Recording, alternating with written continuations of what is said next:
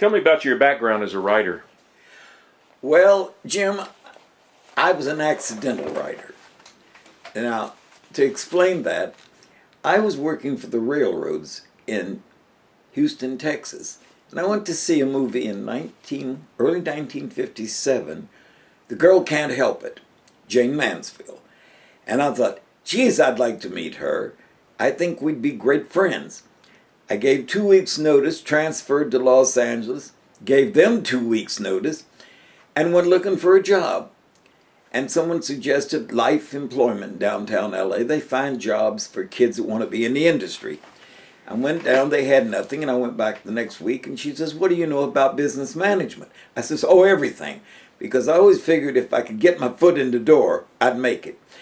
And she says, well, I have a job out on the Sunset Strip. Well, what could be better than that? And I went to see the gentleman, and he hired me, and I went to work on a Monday morning, and lo and behold, on Tuesday morning, who walks in? Miss Pink Fur and Fluff, Jayne Mansfield. And she asked me, she said, you Charlie's new secretary? I said, yes. She says, my name is Jayne Mansfield, what's yours? Well, blah, blah, blah, blah, you don't know what to say. And she said, how would you like to help me with my fan mail on weekends? And that was the beginning of a 10-year relationship. And the fan mail got lost somewhere after the first week. And that was when Jayne was killed in an automobile accident. Another sort of a thing of omens to happen. We were flying from Chicago to Dallas. She was going to see her mother. And the plane was a 707. And it was all over the sky. And I said, Janie, I'm worried about this plane. I was in the Air Force 6 years, and this thing doesn't sound good. She said, oh, honey, she says, when you travel as much as I do, law of averages are eventually going to catch up with you. I said, when your law of averages catch up with you, I don't want to be with you. And lo and behold, I wasn't.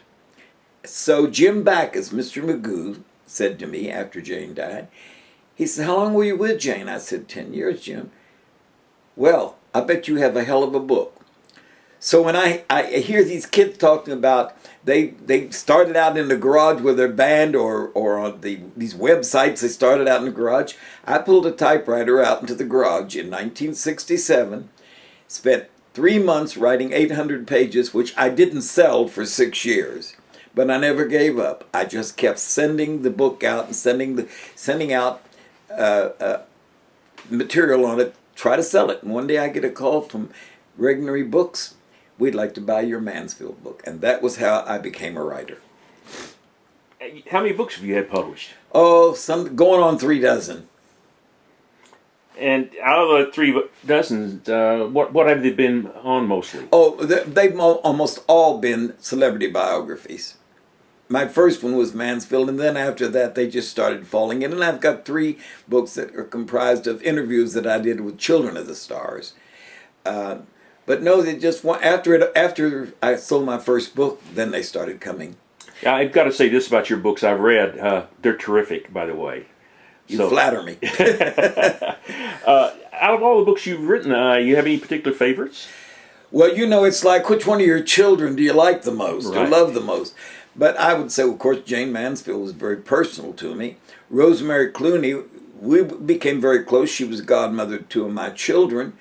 And, of course, the Bob Hope book, because it's the only book that I wrote that never had a bad review. And believe me, I've had some bad reviews. My Alan Alda book was reviewed in the LA Times, and all they said is, don't waste your $14.95. And I agreed with them.